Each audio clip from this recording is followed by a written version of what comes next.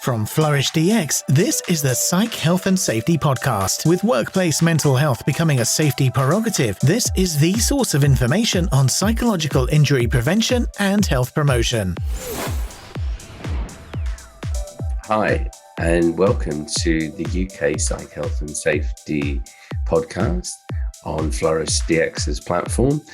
We're really looking forward to sitting in your lounge and in your ears, listening to you, or listening to us even, and you, as we discover the world of psych health and safety, particularly in the context of the UK, but also within the European Union, and wide and far as we can.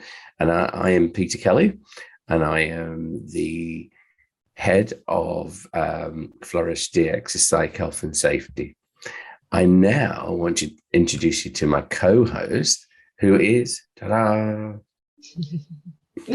Hi, everybody, and hi, Pete. So yes, I'm Hayley Farrell. I am the Global Wellbeing and Resilience Manager, as well as the Affinity Group Program Manager, which is a really interesting space in terms of ED&I and the intersectionality with wellbeing. I'm working at Arcadis, which is a global consulting business with about 33,000 employees. And it's just wonderful to be here with Pete to have this safe space to bring exciting guests on board for us to chat about things that we are excited about in this space, things that challenge us, things that we want to change as a collective. So I'm looking forward to this podcast series. Yeah, I'm talking about exciting. Where did you get away for Christmas? Well, it was as exciting as the Bristol Channel for me, I must be honest. Yeah. We managed to get some time out in the country, which was really nice. We've got two pugs. One's named Lola and one is named Diesel. They're getting on. So it was nice to be able to take them with us into the countryside and just enjoy the rain. It almost sounds like a car, doesn't it? Diesel Lola.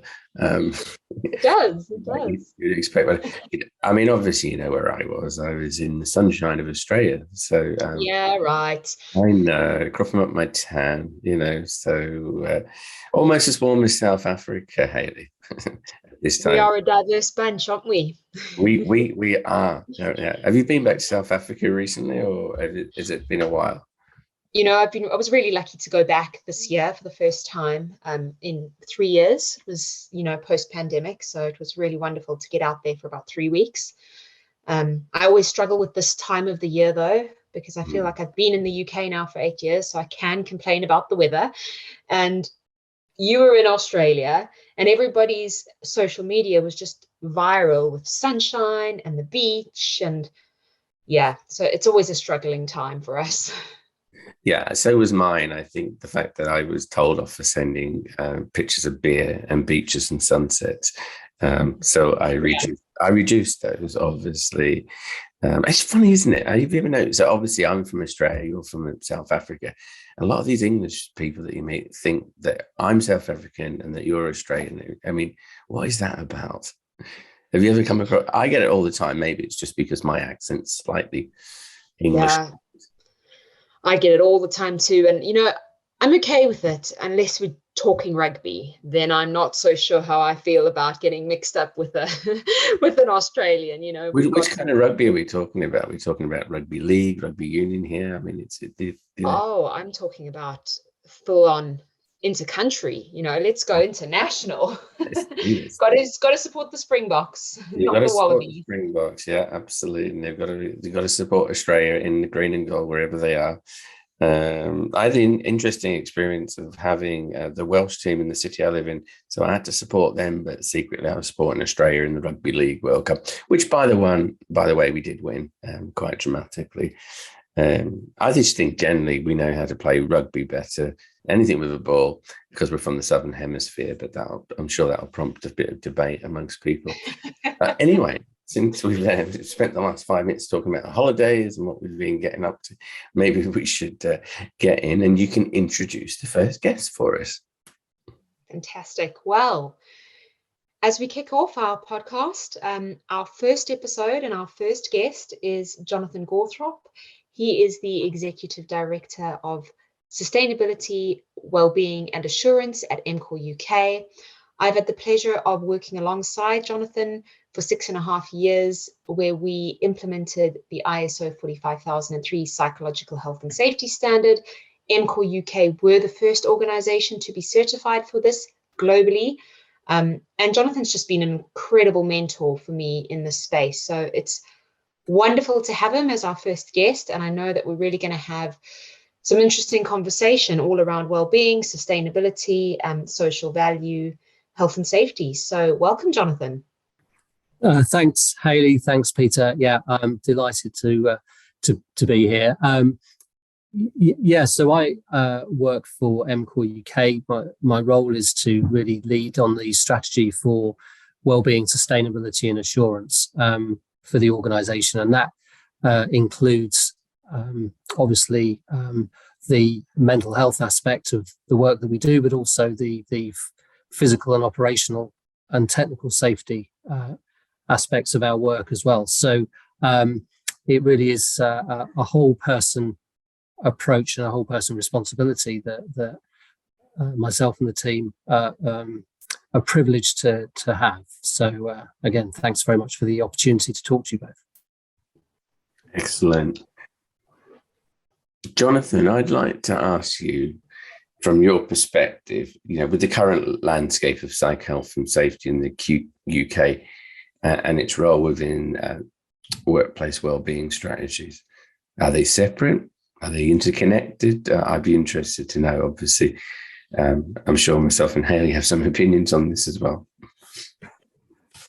Yeah, I think from my perspective, everything is interconnected. And I think actually that for me, in terms of where the conversation is at the moment, is becoming increasingly apparent. So the way that we discharge the responsibility in the organisation that I work for is that we have, elements of the activity which are hardwired into the human resources department. We have elements of it which are hardwired into the department that I've outlined today. And of course, in our operational spaces and so on and so forth. So we take a very kind of lateral view where everybody has a responsibility for discharging the accountability for looking after all of our employees. And we do that, as I say, in this kind of lateral way. I think if I take that out of the organisation and I look on the way that the conversation is currently, I think there's an understanding now that there is an intersectionality between what was traditionally in a kind of mental health space, which then kind of got reframed as well-being. And then now it's even broader when we talk about psychosocial risk. Peter, I don't think we can ignore the fact that actually that is essentially the business of doing business. So we think about all of the potential antecedents of making somebody's well-being poor, then the reality is that is from the moment that they start working for an organization right the way through their journey with that business. And therefore, what we're really talking about is something that has always been there, has been reframed and called something else. And now I think we're unpacking and getting back to the absolute root cause, which is let's do business properly. Let's be a business with integrity and create decent work for everybody. And therefore, we will have achieved far better well-being outputs than perhaps we thought might be possible. So I think it's unpacking what has been made quite a technical space into making it relatively simple for people to understand. That's I think where we are at now. And do you think, in terms of where the UK is, the current landscape, would you say that a lot of people are where you're at, or do you feel maybe they're 2-3 steps back, or what?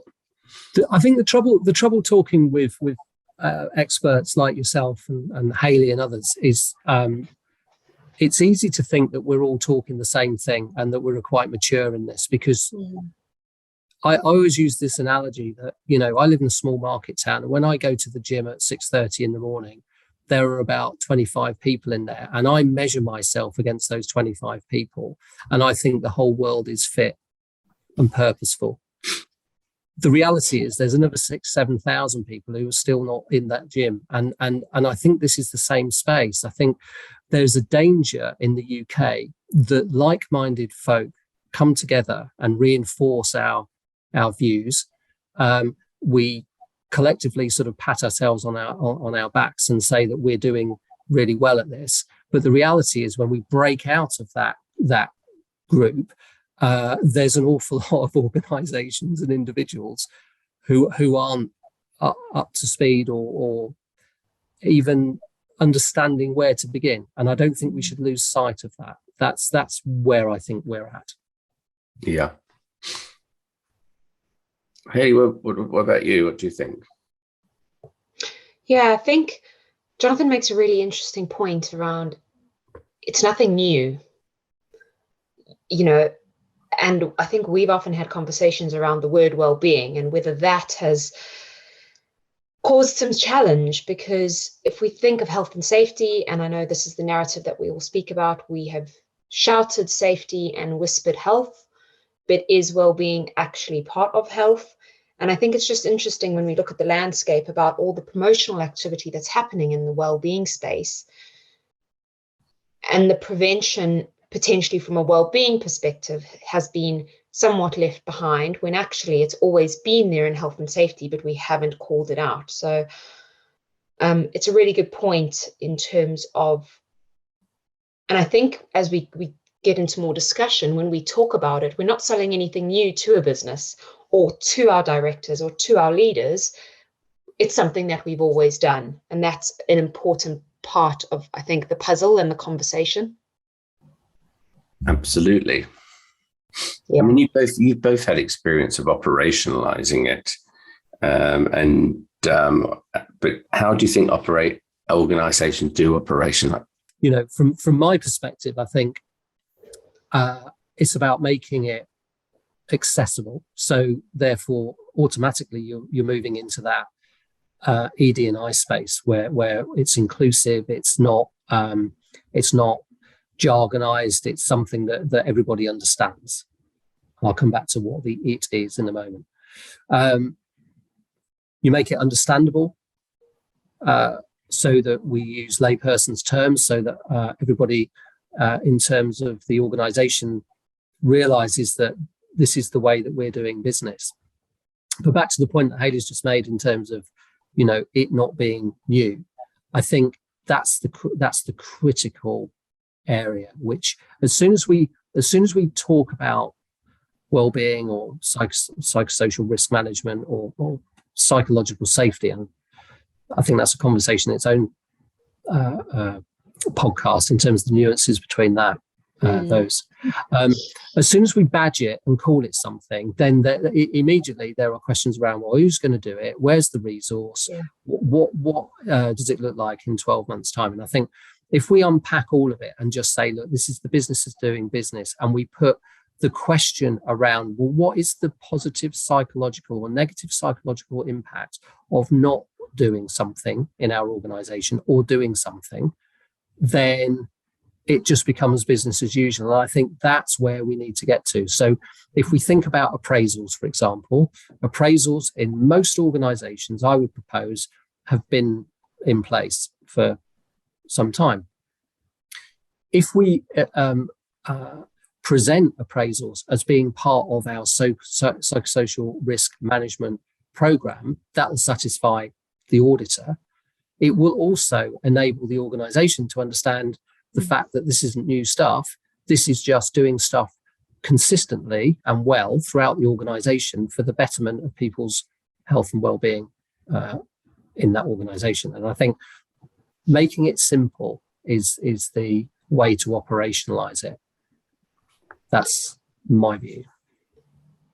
I think what you've said there, Jonathan, is where I come back to is making it simple, but that's where, for me, we need to start with some of these things that are already in place. There is so many great things in an organization that are in place, but for some reason, we don't consider the well-being impact of them. We see them as isolated agenda items in the people function or in the risk management function or in the change management function, when actually, if we do them badly, they're going to have a negative impact on employees' well-being. So they all are interconnected. And I think that for me in this space, if we just go back to the landscape of it, if we're trying to operationalize psych health and safety, it's really difficult to unpick if we've got this narrative that well-being is something else, if it's all this promotional activity, because that's what becomes the story in an organization. And then we've got to do the unpicking to get them back to, actually, it's all the things we're already doing. We should be doing them consistently. And is there any room for improvement on those things, rather than doing all the other, I mean, what's the new word? It was window dressing, now it's window washing. Rather than doing all those things that are seemingly good, if we're going to operationalize things, we should be doing what we're doing and doing it well, rather than doing anything more in a space that we have to unpick later on. Yeah, I would agree entirely. It's interesting. I mean, we've kind of covered what the risks are, and some of the opportunities. But I was just, do you think there are probably more inherent risks just because we're now beginning to actually tackle mental health than previously putting it in a darkened cupboard, not to come out and not to be talked about? I'm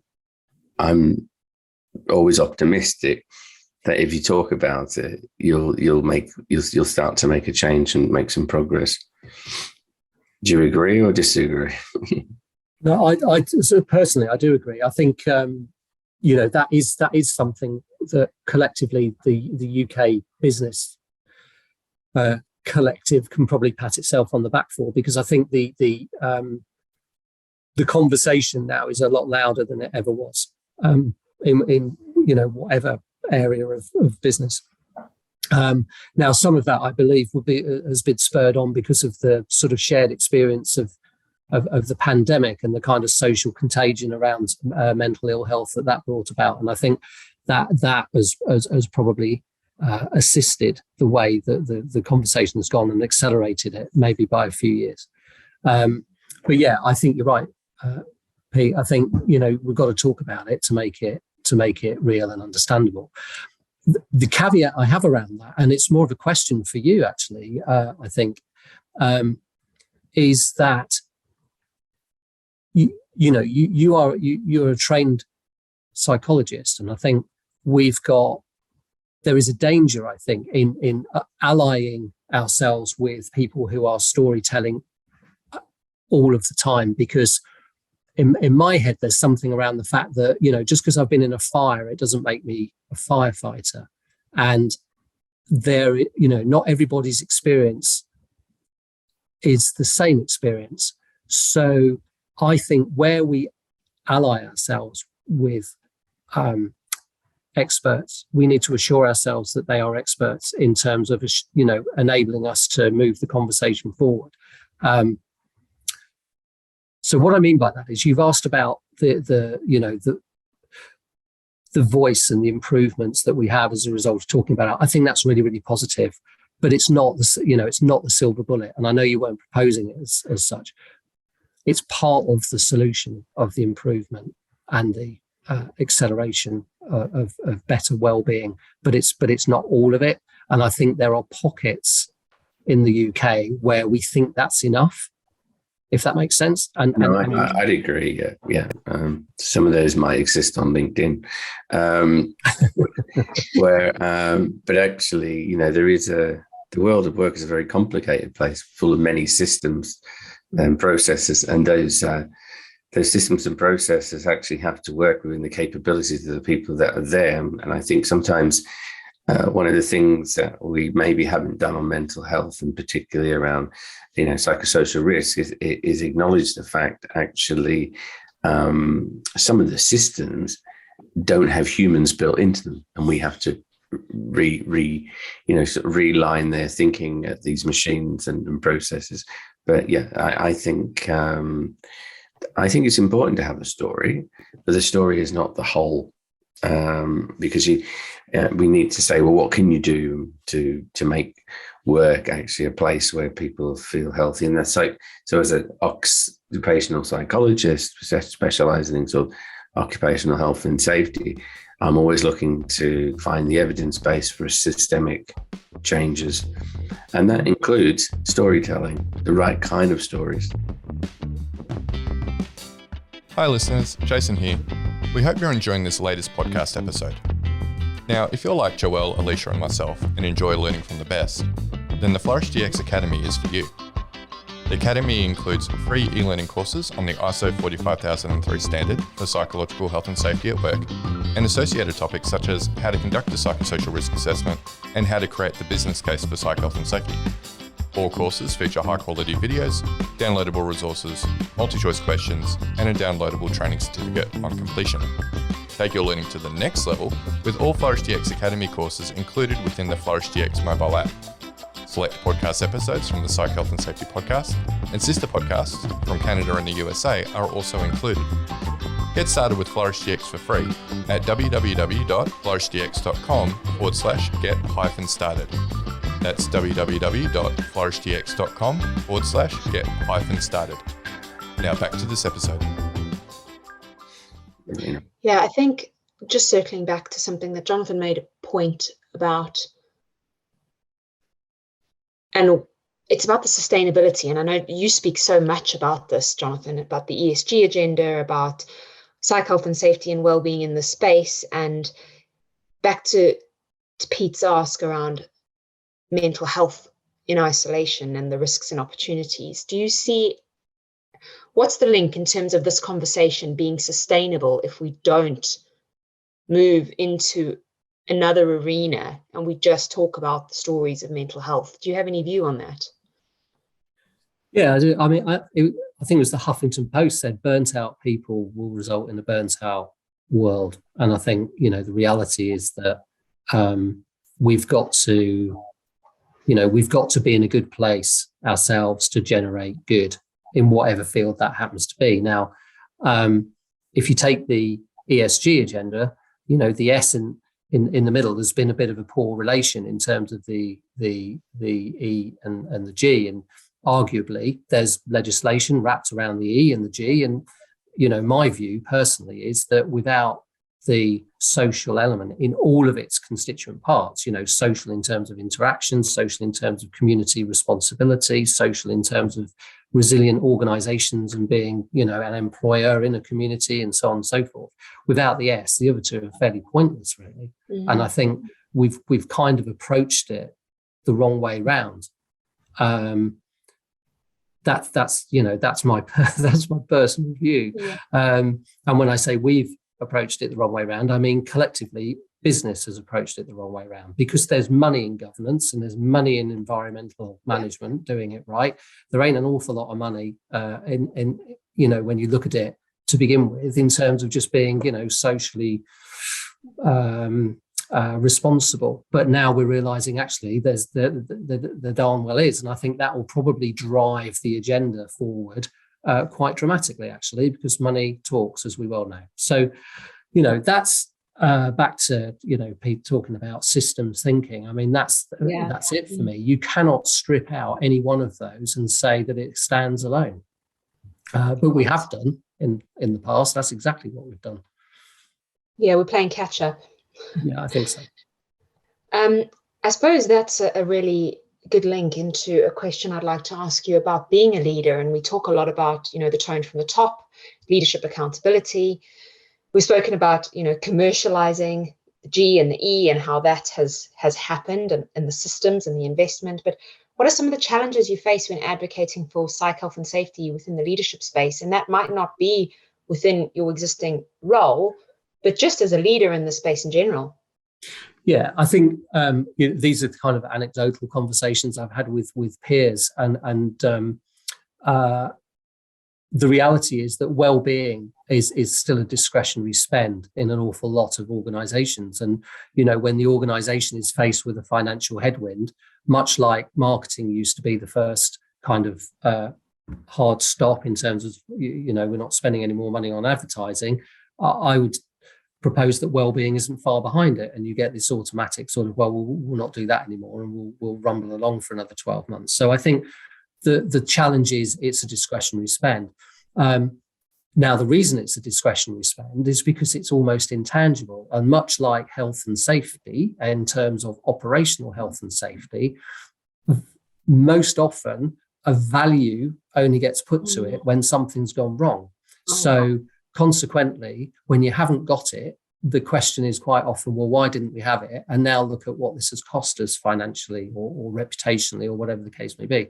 So I think those are the challenges. How can we remove wellbeing from being a discretionary spend? How can we move it into a space where we can show, a chief finance officer that there's a tangible outcome of doing it well?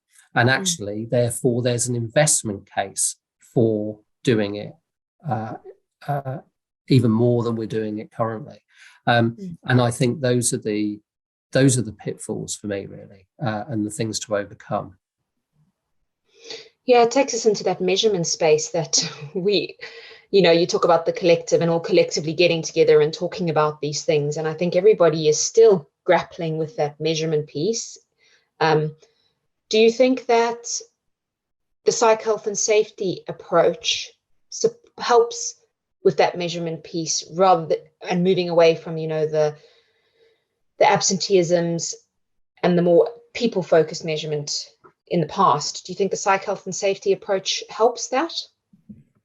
I think keeping the lagging indicators is really, really important. But I think what we need to move towards is more of a balanced scorecard approach, to use a operational safety term. I think we have lagging indicators which are critical to informing us how we're doing retrospectively, but we need to identify some leading indicators which say, well, this is us being proactive in this space. So otherwise we're only ever, as I say, going to be success will be managed by the absence of things going wrong. We know that's a load of old baloney. So if we can get ourselves into a position where we say, well, actually, here's some, beyond surveys, beyond that, and into a position where we're actually measuring and able to demonstrate from a proactive perspective, then I think we'll be a lot better off.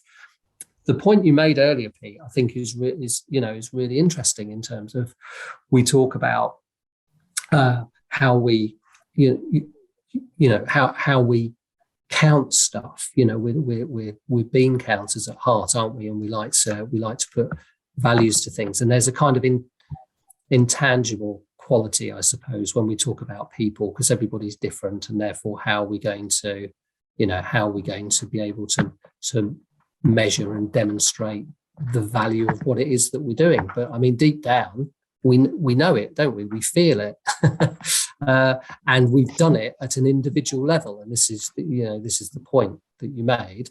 We've got to think about how we take those individual activities and aggregate it up so that we've got an organizational kind of cultural barometer, as I say, in the form of a balanced scorecard that says, well, this is all of the things that we're doing within the organization come together and deliver us that in the wellbeing space. That I think is the future, as opposed to, as you say, continuing to give everybody resilience training, which only gets you so far. Is not wrong, but only gets you so far. I mean, that's an excellent point, because really, I wanted to ask you this question because I think I already know what the answer is going to be, but I'm asking it anyway. What I'd like to know is, in your view, is there anything that needs to change in the UK for there to be a significant difference in the future of wellbeing? Now, that could be at both a regulatory level or any multiple levels you choose to. Obviously, I'm interested from being a past regulator as to what you as a business might decide is appropriate, or what needs to change to bring wellbeing into the fore. I think we've brought mental health in, and it's a very interesting thing to correlate mental health and wellbeing as one and the same. I think that I feel somewhat underprepared, I suppose, for your question, given your experience in the space. So I'd welcome your input as well. But I think from my perspective, there is an opportunity to have some form of consistent reporting, which organisations are required to do. Now, whether that's regulated or not is perhaps the second part. But in the first instance, if everybody agreed that they were going to outwardly report in terms of a very small suite of wellbeing statistics, then that might well drive some positive behaviours, is the first thing. Then I think there's got to be at some point something that is more explicit from a regulatory perspective in this space. We know that it exists within the Health and Safety at Work Act. However, it is buried in there. And to Hayley's point earlier around, shouting safety and whispering health, I think it's a point well made. And I think therefore let's kind of switch the megaphone on around that particular area and bring some, have an awareness program that really reinforces to organisations that the responsibility is not solely about slips, trips, and falls and riddle reporting. It extends beyond that in terms of this space. And then I think the third thing for me, and maybe this is the opportunity part, is there are some fabulous organisations, some national organisations doing brilliant things, but they're not connected together. Or maybe one or two might be, but as a sweeping statement here to be shot down, in the main, people aren't, individuals are connected, but the groups aren't connected. And I think if a number of those well-qualified groups, and there's 4 or 5 of them, you're a member of most of them, Pete, I would suggest, came together and formed some form of lobbying group to government, I think that this would move forward a little quicker than perhaps it is. And that's not a political statement, by the way. There's a load of jokes in there about whether or not that would happen right now. I'm going to steer well clear of them. But as a concept, at a point that we've got a foil to lobby, then I think that's something we should think about as a group of professionals in this area. So those would be my 3 points, I guess. Yeah, and obviously I would agree with them because you're, you have actually delivered 45,003, and I know Hayley and yourself were a marvelous example how actually getting the system together really works. But yeah, there are people that have influence. It's interesting, isn't it, that in the Stevenson Farmer Review, because he doesn't like it to call Farmer Stevenson, obviously. You would. Farmer Stevenson. It always thought, because it sounded more like an agricultural report, but in the Stevenson Farmer Review, one of the recommendations, which we've not seen yet, was that there was going to be an act in Parliament brought by looking at making well-being and mental health a KPI. Now, I was thoroughly enthusiastic about this, and I still remain enthusiastic. I think if we got organisations to report as part of their end of year accounts on what they've done on mental health, I think we'd be starting to address some of the issues. I mean, I'd be interested, before we go to the next question, whether or not you agree or not. Would a KPI made a difference? Yeah, do you know, I think it would. And you just prompted me to think there. And again, back to this whole intersectionality thing. So no, I don't think it would. Yeah, absolutely would. We think about the Social Value Act and, the most updated version, of course, it's listed there, isn't it? Wellbeing is now listed as part of BPN 06. And I think, so this is, I guess, what I mean. We've kind of got all these kind of discrete activities, which individually are really the right thing to do. But if we could start to connect the dots, I think we've got most of it here already. It's just that they're not connected. And so, maybe that's the way to drive certainly a KPI into the public sector areas and also into public sector procurement areas, which of course reaches an awful lot of industry anyway. So we'd probably be covering, if we did that alone and amplified that particular point, we'd probably be capturing about 60% of the UK business anyway. So we'd be well on the way, wouldn't we? So yes, KPIs, let's do it.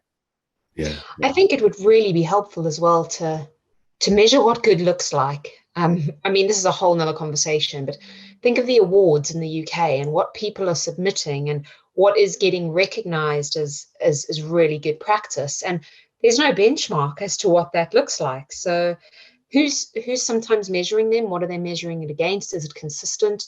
And it does full circle for me in terms of the role that people are picking up and leading within organizations as well. The consistency there is something that, well, or the lack thereof, should I say, in terms of what's being delivered in this mental health, well-being, psychological health and safety space. And I think if there was more of a joint up approach, like you said, Jonathan, with some of these things that are being measured in different places, for there to be some guardrails, it would, or it's not that it would, I think it is needed. Guardrails is a good safety concept. Love Yeah. that. Moved from the people over to the dark side. I mean, it's very interesting because the European Union ran a risk assessment program in 2015, and they had a jury in which I was the chair with a number of other representatives. There are really good examples of companies doing really good stuff.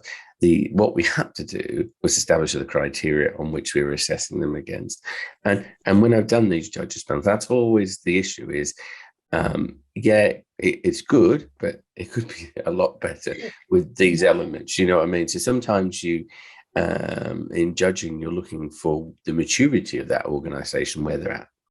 So I think I would expect larger organizations should be more mature. I mean, I know that's a typical regulator response, but, you know, you've got the systems, make sure you use them. So, and I love the social value add. And I've seen it in a very effective way, particularly in poor and impoverished areas, how it's used to get apprentices in, because you put social value on that. Yeah. Brilliant. I mean, we could talk for hours. It's been really, really enlightening, Jonathan. Thank you so much. I think we're coming to a close, just so we don't keep you too long. But do you have any kind of last thoughts that you'd like to kind of wrap up, and any takeaways for our listeners today? Okay, so I think first and foremost, we're actually having our re-accreditation of 45,003 as I speak, a few rooms down from where I am. So my experience with that is do it, because if nothing else, it prompts thinking, and it enables a conversation to be had within the organization. My caveat to that is it's not everything. I mean, it's based on plan, do, check, act. It's which is great, but it gets you so far, particularly I suppose when we're talking about something as dynamic and complex as individuals and their behaviors and so on and so forth. So it's part of it, to your point again, Pete, around, the system. It's part of the system. It's not all of the system. So that would be my first thing. So have a look at it, have a read of the standard, and see whether it's got some some traction within the organisation. I think the second thing is, for me, define what well-being means for you as an organisation. So we did that quite early on. That then enabled us to go from a start point. It was recognisable to the board of directors. It was recognisable to the senior operators. We all understood and could say what well-being meant to our business. And I think without definition, then likely to try and boil the ocean. So it's a good place to start. My third and final one would be around the point I made earlier about allies and allegiances. I think there are some fantastic organisations that can support. There are some fabulous individuals who have tremendous amounts of practical knowledge who could and would support. And as organisations trying to mature your own position, reach out to them. Just choose carefully.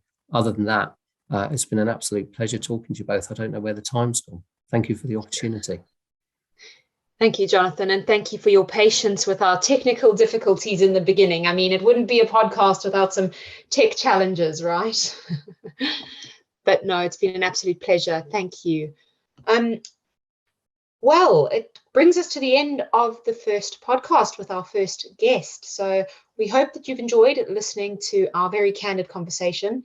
We will be having many more of these and getting into a lot of interesting and deep discussions. So I'm really looking forward to that.